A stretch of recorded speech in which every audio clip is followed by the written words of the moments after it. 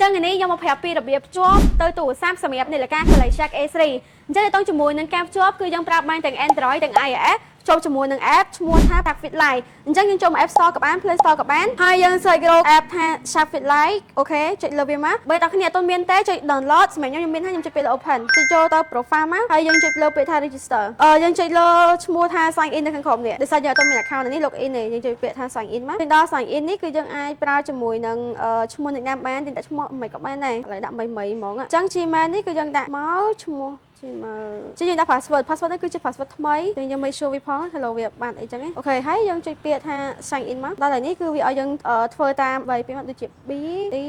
Y P អូខេមក go to verify យើងចុចចូលក្នុង Gmail របស់យើងហ្មងក៏បានដែរបើមិនជាវាអត់ load ណាអូខេនេះ Sharkfit Lite ពេល Sharkfit Lite យើងចុច copy មកអូខេចុច paste ចឹងដល់ហើយនេះគឺយើងត្រូវ sign in យើងត្រូវ log in វិញចឹង log in យើងដាក់ Gmail របស់យើងមុនហ្នឹងមក password ចុច take កន្លែង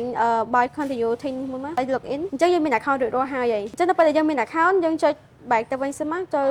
home យើងសិនអូខេអញ្ចឹងនៅក្នុង app ហ្នឹងគឺវាមាន function ច្រើនណាស់នេះដូចជា location ណាយើងចុចមកសញ្ញារូបនាឡិកាហើយយើងចុចពាក្យថា add device អូខេយើងចុចលើឈ្មោះ Galaxy A3 នេះហ្មងមកអញ្ចឹងដល់ហើយនេះអ្នកនរឃើញអត់យើងត្រូវចុចលើ pair នេះ start មក start អញ្ចឹងទៅជាមួយនឹងការភ្ជាប់គឺរួចរាល់ហើយយើងអាចមើលតាមប៉ុណ្ណឹងមកបានអញ្ចឹង